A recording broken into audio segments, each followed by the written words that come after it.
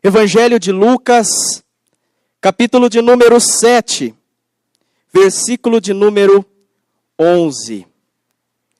É o terceiro livro do Novo Testamento. O Novo Testamento começa com o Evangelho de Mateus, depois o Evangelho de Marcos, depois vem o Evangelho de Lucas e encerra com o Evangelho de João. Lucas, capítulo 7, versículo 11. Quem encontrou, diga amém. Diz assim a palavra do Senhor. E aconteceu, pouco depois, ir ele à cidade chamada Naim, e com ele iam muitos dos seus discípulos, e uma grande multidão. E quando chegou perto da porta da cidade, eis que levavam um defunto, filho único de sua mãe, que era viúva, e com ela ia uma grande multidão da cidade. E vendo-a, o Senhor moveu-se de íntima compaixão por ela, e disse-lhe, não chores. E chegou-se e tocou o esquife, e os que levavam pararam. E disse, jovem, eu te digo, levanta-te. E o defunto assentou-se e começou a falar, e entregou-o à sua mãe. E de todos se apoderou o temor, e glorificavam a Deus, dizendo, um grande profeta se levantou entre nós, e Deus visitou o seu povo. E correu dele esta fama por toda a Judéia e por toda a terra circunvizinha. Graças a Deus. Feche os seus olhos. Pai das luzes, nós te glorificamos e te exaltamos uma vez mais. Te glorificamos, ó Pai, porque o Senhor nos deu tal oportunidade de aqui estar e de louvar ao Senhor, ó Pai, na beleza da tua santidade, ó Deus. E nós te honramos, ó Pai, porque neste momento estamos diante da tua palavra, ó Deus. Uma palavra que vem para nos alimentar, uma palavra que vem para nos alicerçar diante do Senhor, ó Deus. E assim como tu falaste comigo, Pai, através desta palavra, eu peço ao Senhor que fale com a tua igreja, ó Deus. Que possamos nesta noite sairmos daqui impactados pela tua palavra e por todas as riquezas que o Senhor tem para nós. Assim nós oramos e te agradecemos no nome santo do Senhor Jesus Cristo. Amém. E graças a Deus. Essa palavra é sobre o filho da viúva de Naim. Uma das coisas que mais me deixa intrigado no meio do povo de Deus, que eu mais fico impressionado, é a inteligência do povo de Deus. Porque a partir do momento que nós aceitamos a Jesus como nosso Senhor e Salvador, nós passamos a ter a mente de Cristo em nós. E a mente do povo de Deus, por ter a mente de Cristo, ela é um pouquinho à frente das demais pessoas. Então eu gostaria de pedir a você que concentre a mente de Cristo que há na sua vida, em tudo aquilo que Deus tem a falar no seu coração, pois Deus tem uma palavra de bênção, uma palavra de vitória, uma palavra que pode transformar a sua vida nesta noite. Aleluias.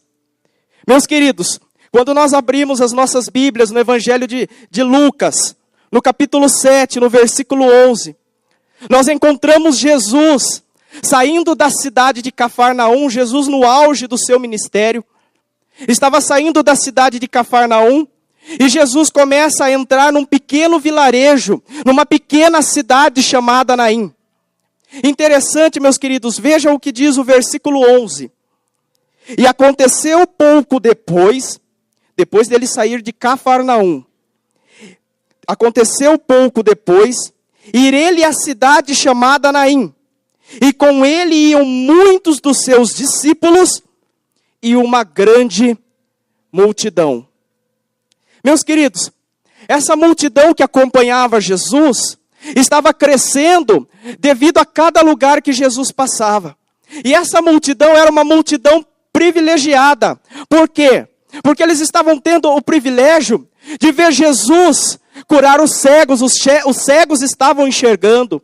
Esta multidão estava vendo Jesus curar os mudos que estavam falando, os surdos estavam ouvindo. Esta multidão estava vendo Jesus multiplicar os pães. Essa multidão estava vendo Jesus fazer muitos prodígios e muitas maravilhas. E aqui no versículo fala também que acompanhava os discípulos. Que os discípulos viram tudo que a multidão viu, só que nos momentos íntimos de Jesus, lá estavam os discípulos. E os discípulos, além de ver todas aquelas coisas, ainda na intimidade de Jesus, viu Jesus passar por cima do mar. Viu Jesus falar para a tempestade, acalma-te, e a tempestade acalmou. Os discípulos viram Jesus levar eles ao alto monte e diante deles se transfigurar.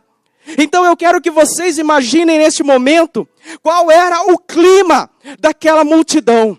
Qual era o clima que existia no meio daquele povo. Era um clima de amor, era um clima de paz, era um clima de alegria. Era um clima de confraternização, porque eles estavam vendo o que jamais nenhuma nação, jamais nenhum povo tinha visto na humanidade. Havia um clima de festa muito grande no meio daqueles discípulos. E veja aqui, no momento em que Jesus vai se direcionando à cidade de Naim, Jesus nunca vai em nenhum lugar sem propósito. Todo lugar que Jesus está, Ele tem um propósito para realizar. E a palavra de Deus fala que onde houver 2 ou 3 reunidas no nome dEle, Ele se faz presente. Ele está no nosso meio e Ele tem um propósito para realizar nas nossas vidas nesta noite. Aleluias. Versículo 12. E quando chegou perto da porta da cidade, eis que levavam um defunto, filho único de sua mãe, que era viúva. Presta atenção agora. E com ela e uma grande multidão da cidade. Vocês já viram como que é em cidade pequena? Cidade pequena, tudo que acontece, todos ficam sabendo. Agora imaginem, Jesus estava entrando, eu imagino que ele pegou a avenida principal de Naim, ele estava entrando naquela cidade, a multidão que o acompanhava estava regozijando, se alegrando, porque aonde Jesus está, até a tristeza salta de alegria, e ali Jesus estava entrando naquela cidade pela avenida principal, e de repente, eles começam a avistar, lá do outro lado da avenida, uma outra multidão vindo de frente. Só que esta multidão que estava vindo de frente, estava com um clima totalmente ao contrário. Porque esta multidão tinha na sua frente uma mãe, que já era maldita por ser viúva, e que estava agora levando para o cemitério o seu único filho. Naquela multidão havia tristeza, naquela multidão havia frustrações. Toda aquela cidade estava frustrada com aquela mãe, porque ao morrer aquele filho, aquela mãe estava enterrando também todos os seus sonhos. Estava enterrando ali a única pessoa que ia lhe acompanhar nesta vida, porque o seu marido já tinha ido. Na outra multidão, havia um clima totalmente o contrário. Havia um clima de tristeza muito grande. Veja o inverso da multidão daqueles que estão com Jesus e da multidão que não está com o Senhor Jesus. E aqui fala que aquela mulher era viúva e com ela ia essa grande multidão, que no mesmo sentimento que ela tinha dentro de si, aquela multidão também estava tendo. Versículo 13. E vendo-a, o Senhor moveu-se de íntima compaixão e disse-lhe: não chores, não chores. O Senhor Jesus está no nosso meio, Ele está olhando para a sua vida, ainda que tenha sonhos frustrados, ainda que tenha um clima de derrota, ainda que você tenha coisas lá dentro que não se realizaram, e parece que não vai se realizar, no nosso meio está o Senhor Jesus, e Ele está olhando para você, e está falando, não chores, não chores, não chores, não chores, não chores, aleluia, Ele é o leão da tribo de Judá. Aqui nesse versículo 13, nós lemos que o Senhor Jesus moveu-se de íntima compaixão por aquela mulher. Porque no momento em que as duas multidões foram chegando uma próxima da outra, Jesus que estava à frente, vasculhou a mente daquela mulher, vasculhou o coração dela. E Jesus viu que aquela mulher com seu esposo, quando aquela criança nasceu, com 8 dias, eles levaram aquela criança ao templo e apresentaram aquela criança para Deus. Talvez o sonho daquela mulher fosse que aquele filho fosse um sacerdote, fosse um profeta. E Jesus viu que todos os sonhos dela estavam quebrados naquele momento. E Ele disse, não chores. Agora, olhando para o lado daquela mulher, o que ela menos imaginava naquele dia, era se encontrar com o autor da vida. Aleluia! A palavra do Senhor fala em João, capítulo de número 1, versículo de número 1. No princípio Jesus era o verbo, a palavra. E o verbo estava com Deus. E o verbo era Deus. Todas as coisas foram feitas por Ele, e sem Ele, nada do que se foi feito, se fez. Ele é o autor da vida, e Ele foi naquela cidade para mudar a história daquela mulher. Jesus está aqui, Ele é o autor da vida, e Ele está no nosso meio para mudar a nossa história. Quem acredita nisso, começa a glorificar e exaltar aquele que vive e reina para todo sempre. Aleluias. Eu acho muito interessante o contraste das duas multidões. Podemos falar a caravana da alegria versus a caravana da tristeza. Mas veja o que diz no versículo 14. E chegando-se, tocou o esquife. E os que o levavam pararam. E disse, jovem, eu te digo, levanta-te. Eu imagino Jesus falando para aquela mulher, não chores. E daí o Senhor Jesus se coloca à frente do cortejo fúnebre. Ele se coloca na frente do caixão. E ele toca no caixão. E no momento em que Jesus toca no caixão, tudo para. Porque a lei é universal. A lei é mundial. Todos sabem que a hora que está vindo um cortejo fúnebre, as pessoas abrem caminho por respeito não àquele que se foi, mas à família que ficou. Mas Jesus toma uma atitude diferente. Ele para na frente. Ele para na frente. Eu queria aqui falar para vocês uma curiosidade. Por que será que esta passagem só está escrita no Evangelho de Lucas? Nós não encontramos ela no Evangelho de Mateus. Mateus era o quê? Mateus, antes de seguir Jesus, era publicano. Era um funcionário de Roma. Nós não encontramos essa passagem no Evangelho de Marcos. Marcos era sobrinho de Barnabé.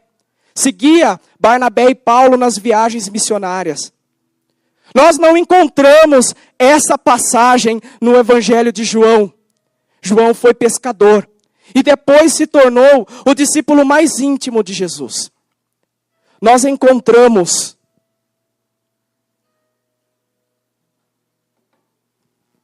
essa passagem só no Evangelho de Lucas. Por que será? Porque Lucas era médico. E Lucas sabia tudo aquilo que acontecia no corpo humano no momento da morte. Porque não é simplesmente morreu e acabou. Uma série de circunstâncias começam a acontecer no corpo humano. A pele para de ter o seu pigmento, a sua cor vai ficando pálida. A língua teve que ser enrolada para dentro daquele defunto.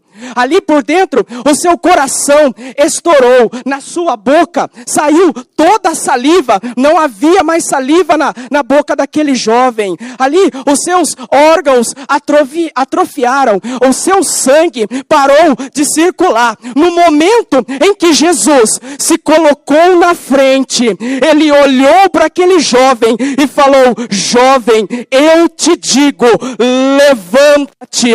A morte teve que dar um jeito. Aconteceu um reboliço no mundo espiritual. Acredito que o hálito de Deus caiu dentro da boca daquele rapaz. Ali, a boca que estava seca começa a ter saliva. Os olhos que estavam esbugalhados voltam ao lugar. O sangue começa a correr novamente. O seu coração começa a bater. Os ossos que foram quebrados para ser postos no caixão voltam ao lugar. E o rapaz senta. Aleluias! Você pode aplaudir ao Senhor Jesus, porque Ele é o autor da vida, o Rei dos reis e o Senhor dos senhores. Aleluias! Ele é Deus. Ainda que a cova esteja aberta lá no cemitério dos seus sonhos, ainda que o médico diga que é impossível, ainda que o casamento aparentemente esteja destruído, Jesus liberará uma palavra nesta noite, e o mundo espiritual terá que dar um jeito. Aleluias! Glória a Deus! Neste momento, veja, versículo 15.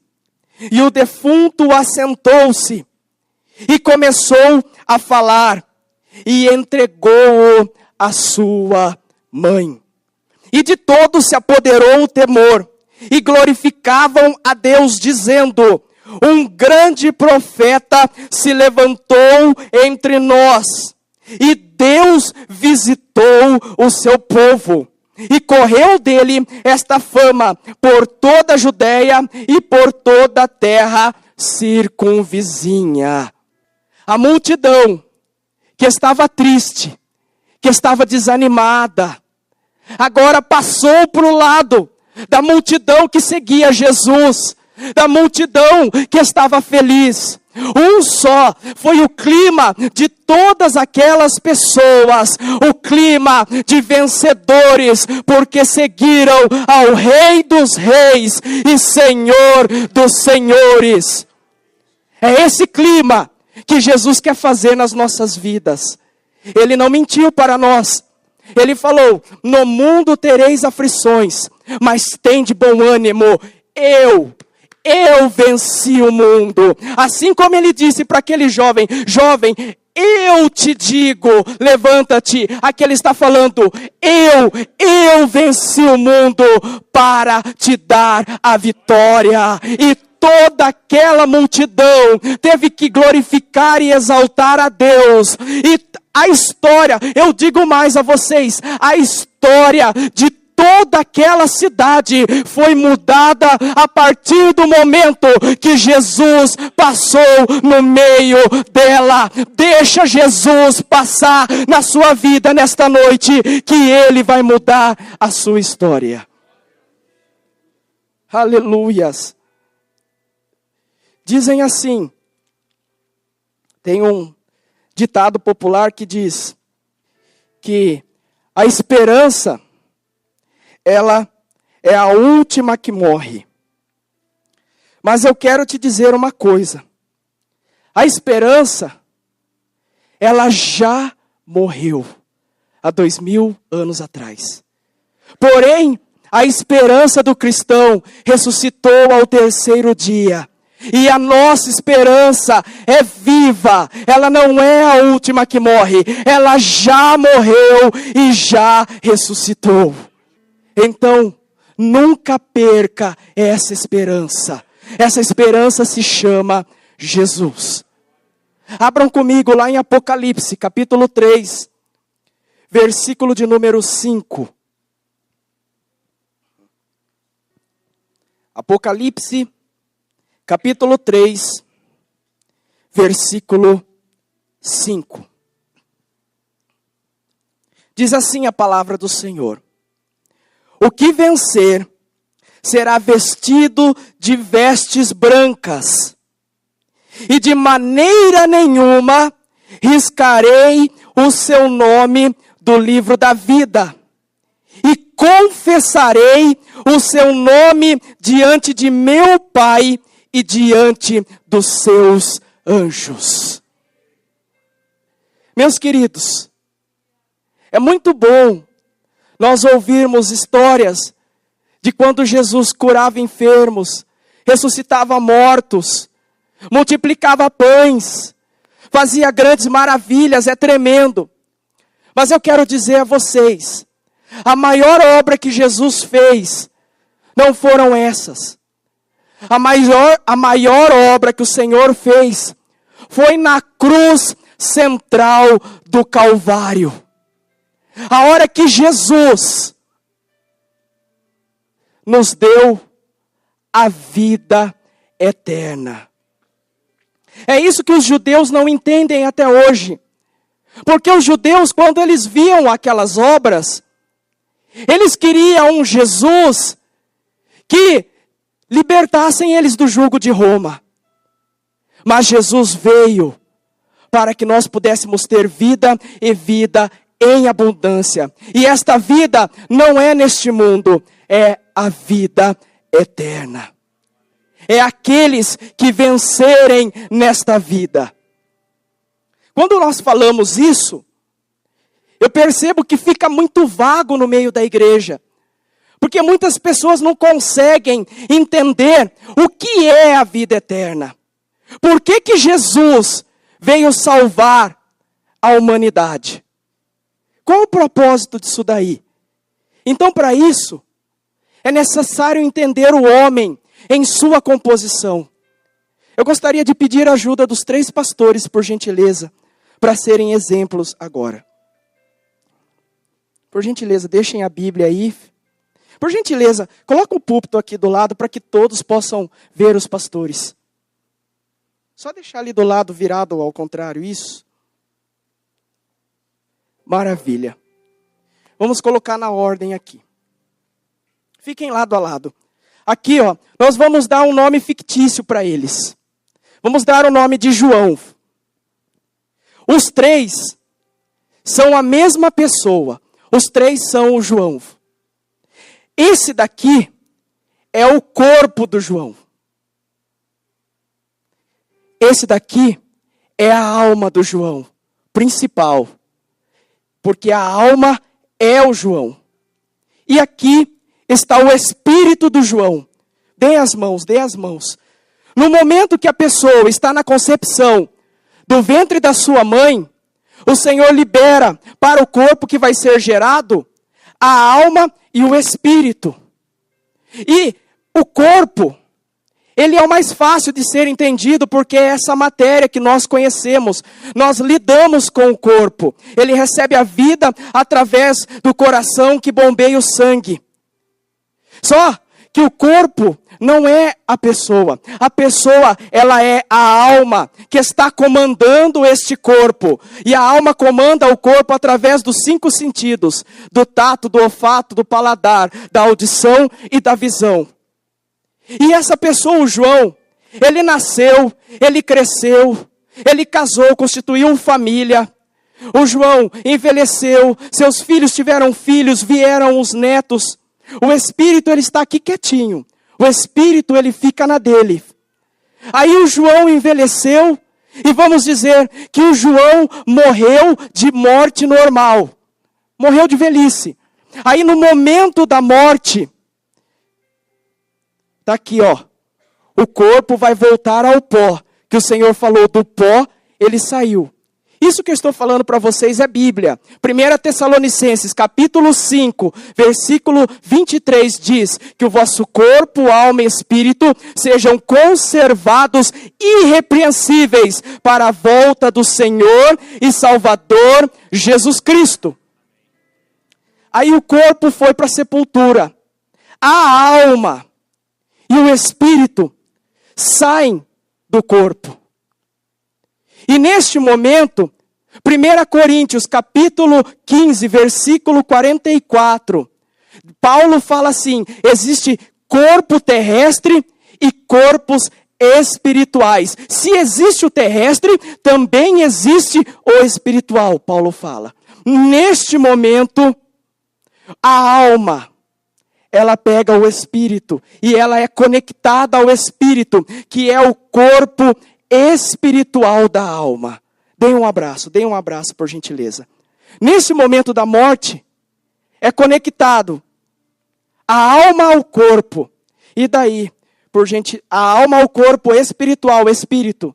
Muito obrigado, corpo. Muito obrigado, espírito. E daí, a alma conectada ao espírito, ela é levada ou ao inferno, ou ela é levada ao altos céus. Muito obrigado. O que Jesus fez foi vir a este mundo para que no momento da nossa morte, Ele venha, pegue a nossa alma e leve ela aos altos céus.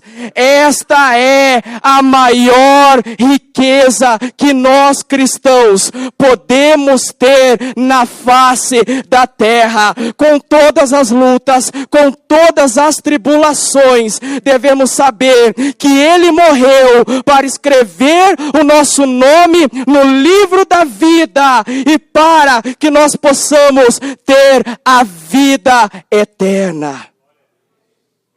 Então, vamos ter isso bem claro nas nossas vidas. O que Jesus veio fazer para nós é a vida eterna. Algum pastor pode me ajudar aqui? Glória a Deus. Eu convido a todos agora que se coloquem em pé. E nós faremos uma oração, entregando as nossas vidas ao Senhor. Pedindo para Ele que Ele nos dê força nesta terra. Mas que o nosso corpo, que a nossa alma e que o nosso espírito permaneçam irrepreensíveis para a volta do Senhor e do Salvador Jesus Cristo. Feche seus olhos e repitam esta mesma oração que eu vou fazer. Senhor Jesus, façam com fé, podem repetir com mais força, entreguem a sua vida a Ele neste momento. Senhor Jesus, eu entrego a minha vida nas tuas mãos. Peço a ti, Senhor, forças para me conduzir nesta vida. Mas eu entendi que a maior obra que o Senhor fez foi me dar a vida eterna na cruz central do Calvário. Senhor, escreve o meu nome no livro da vida. Perdoa todos os meus pecados. Em nome do Pai, do Filho e do Espírito Santo. Aplauda ao Senhor e Salvador Jesus Cristo. Aleluias. Toda a honra, toda a glória e todo louvor a Ele pertence. Eu não vou chamar ninguém aqui na frente, mas eu só gostaria de saber, existe alguém que fez esta oração pela primeira vez? Levante a sua mão. Glória a Deus, a nossa irmã, A segunda pessoa aqui, oh glória, existe mais alguém aqui que fez esta oração pela primeira vez? Terceira pessoa, glória a Deus. Quarta, quinta, existe mais alguém? Sexta, glória a Deus. Se existir mais alguém, que Deus abençoe. Mas temos 5 pessoas aqui que fizeram a oração pela primeira vez. Vocês podem aplaudir ao Senhor Jesus pela vida deles? Aleluias! Glória a Deus, aleluia! Glória a Deus!